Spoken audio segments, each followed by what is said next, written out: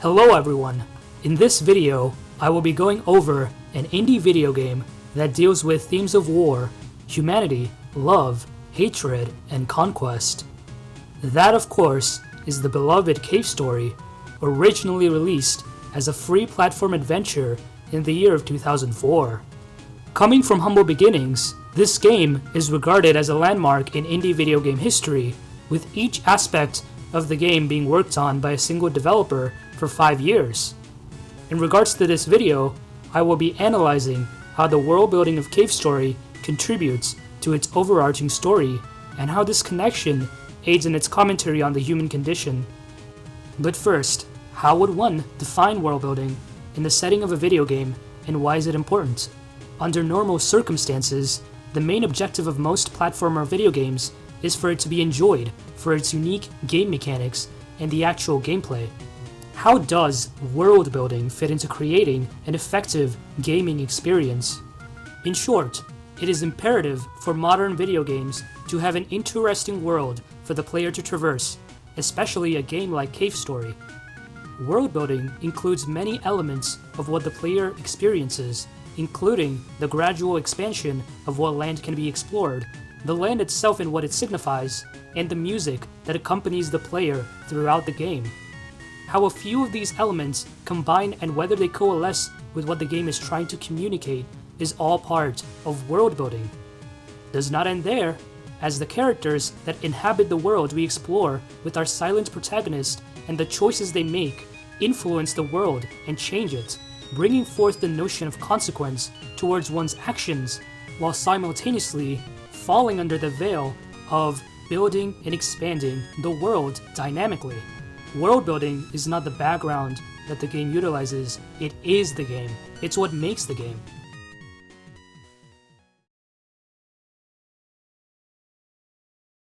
So, how does Cave Story build its story with the world the protagonist explores?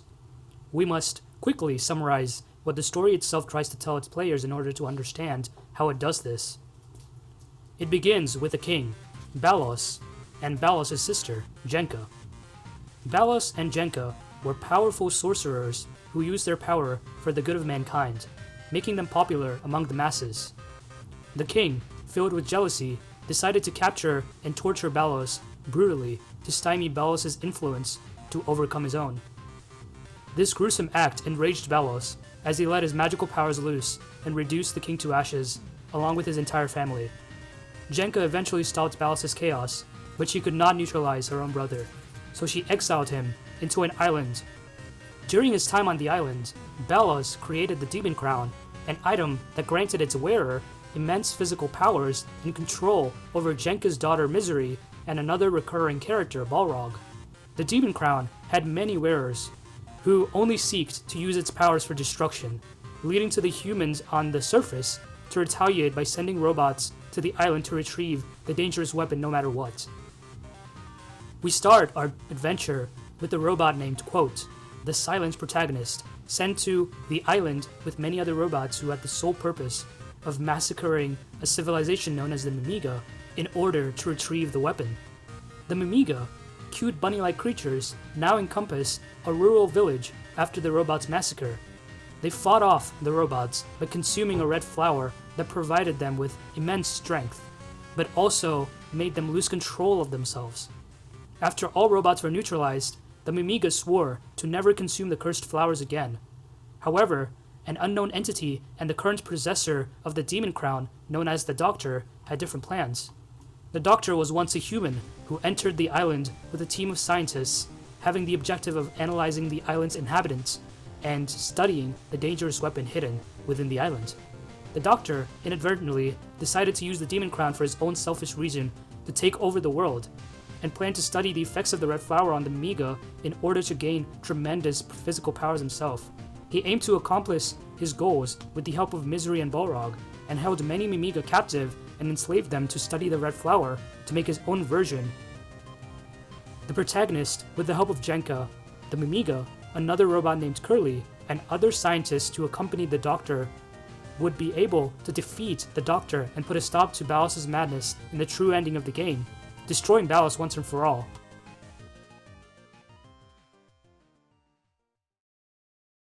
This story highlights the many facets of humanity, like the thirst for power and domination as demonstrated through the Doctor, the true essence of human kindness and how it can be our greatest strength as represented through Curly growing to like the Mimiga despite being designed to massacre them, and the poisonous effects of uncontrolled anger, rage, and revenge as demonstrated by the demon flowers, the demon crown, and Balos, through the way in which he killed his own family blinded with rage, unable to control himself, just as the Mimiga killed their own after consuming the cursed flower and being blinded by its power.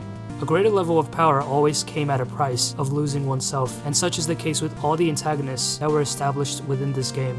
The only way the player gets the canon ending of the game is by focusing on the source of the conflict, but the game cleverly misdirects the player to believe the Doctor is the main antagonist behind all the misery the island faces through how the world is portrayed.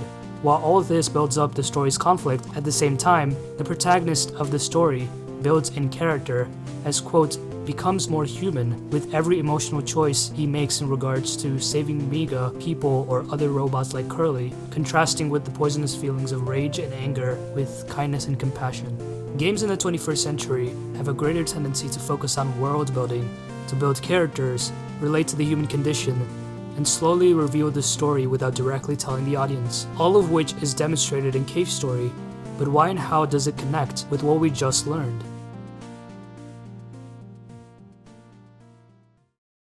First, we will go over how the choices made in music impact the pacing and tone of Cave Story's message regarding the human condition. Initially, during the introduction of the game, the music is jaunty and cheerful, especially when, quote, first enters the Mimiga village and when, quote, defeats the first few bosses of the game.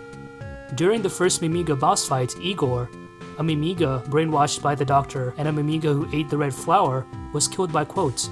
In this case, cheerful music plays to celebrate your victory. However, as we enter the Sand Zone map in Cave Story and slowly learn that, quote, even though he had no choice in it, killed an innocent Mimiga who lost himself to a dangerous flower, we understand the true extent of danger that Toroko, the Mimiga we are trying to save, is in, and how dangerous the red flower can be. After this, as Toroko, the Mimiga resident who was affiliated with Sue Sakamoto, gets force-fed the red flower and turns into a monster who won't stop attacking quotes, the player is forced to kill Toroko. After Toroko is killed, no music is played to celebrate your victory. This contrasts with when quotes killed Igor, as in the case with Igor, he was just a dangerous monster who had to be put down. In this case, we killed a Mimiga who we knew personally and who was established as a good person. The game identified the true weight of this death with the absence of music, an element of world building. Video games sound is often referred to in a vague manner as interactive, adaptive, or dynamic, as stated by Karen Collins.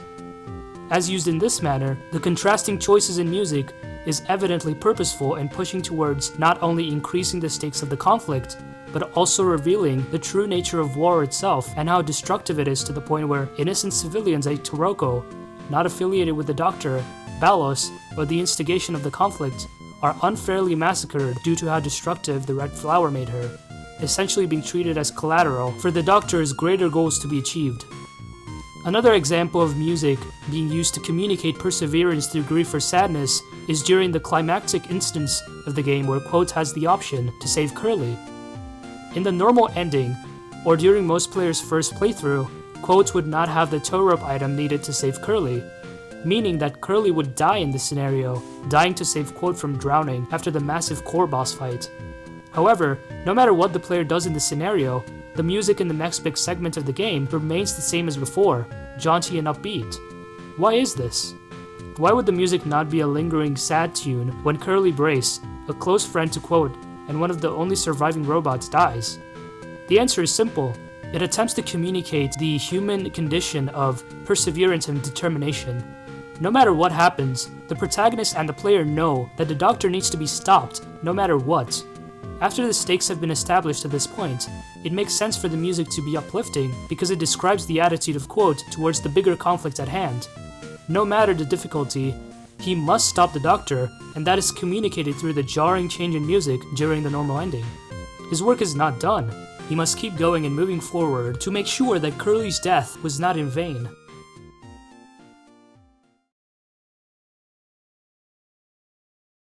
In regards to visual world building, Cave Story excels in portraying the great threat of the Doctor through the lens of the Mimiga. During the first few minutes of the game, it is already established that the Mimiga's main village is dwindling in size, with only 6 native inhabitants roaming the land.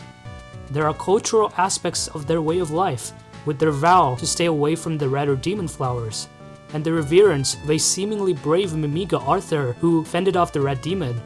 However, Arthur, the one who was considered to be the strongest Mimiga, was revealed to be killed by the Doctor. He was later commemorated in a graveyard, his grave standing above all others, showcasing his importance as a leader. It can also be speculated that Arthur tried to defeat the Doctor by consuming the wretched demon flower, but was unsuccessful in his mission to neutralize his target due to visual hints within Arthur's house of him growing red flowers on the ground floor. It is later known that the remaining village Mimiga residents are fending off against the Doctor's repeated assaults and his conquest towards kidnapping as many Mimiga as test subjects and servants for his plan to take over the surface. King, the current strongest Mimiga during the introduction, also gets killed by the Doctor later on in the game. All of these visual aspects of world building and storytelling shown and not told by the game aim to raise the stakes of the conflict at hand. The Doctor is a force of evil who will not show anyone mercy if they disagree or fight against his interests, and the game gives the player no second thoughts over the possibility of the Doctor being an entity capable of good. The game embellishes in detail on the fact that the Doctor must be stopped, or else it means the end of the world. He is an active threat to the lifestyle of the Mimiga, negatively impacting their native lands, along with their ways of farming, eating, hunting, culture, and more that the player may not even be aware of. The Mimiga being designed as cute bunny creatures is a way the game visually builds the world, as that aspect of their character portrays their innocence in the conflict between the Doctor and the surface. A critical world-building approach recognizes the always and unavoidably political quality of speculative worlds and the socio-historically embedded contexts of their production, as stated in a paper named Critical World Building Towards a Geographical Engagement with Imagined Worlds by Jeff Vance Martin and Gretchen Sneegas. This level of critical world building towards the ways in which an entire species' habits and actions change in response to a conflict gives the player a greater perspective towards how broad the conflict really is and what must be done in order to bring about peace and prosperity instead of instilling fear and despair, in this case, into the Mimiga due to the Doctor's rampage. In regards to visual world building, one can assume the world of Cave Story was given more attention due to how it uplifts the story itself and the gravity of what the player is facing. As an example, near the end of the game, the player discovers farmland at the top of Mimiga Village, where many enslaved Mimiga lie, working for the Doctor to grow the very same demon flowers that would spell their doom. If they were defiant against the Doctor's orders, they would be thrown in prison, as seen when Quote was also thrown in prison with another fellow Mimiga. However, as Quote explores the farmlands and talks to the Mimiga, we grow to find out that they don't seem to mind working for the Doctor. In fact, most of them seem to be willing participants, as the Doctor brainwashed them into believing the red flower is the true answer towards defeating the Mimiga's true enemy, the killer robots. And that is not the only way the Doctor influences the world of Cave Story. Many of the bosses that Quote faces are mechanically enhanced or altered by, as we can heavily infer, the Doctor himself, as he's not only a threat to the Mimiga, but to the wildlife of the island itself. He is a catalyst of violence who has an unquenching thirst for power, and nothing emphasizes this more than the visual world building portrayed and provided by Cave Story.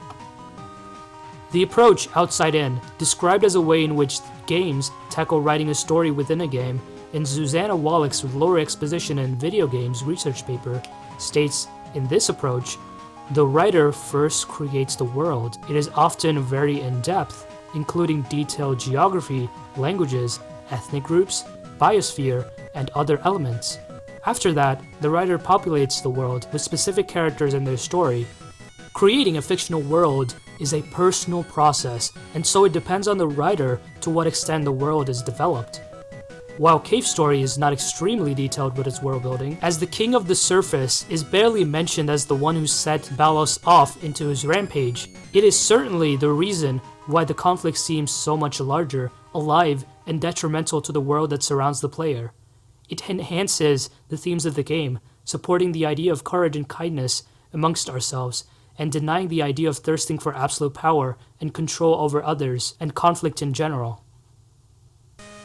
Through world building, Cave Story communicated its message on kindness, love, compassion, courage, and determination in the face of conflict, while also covering grief, power, control, and rage, and how it poisons all that it touches when in surplus, connecting back on how effective it is in speaking towards the human condition and analyzing the different ways in what makes humans human.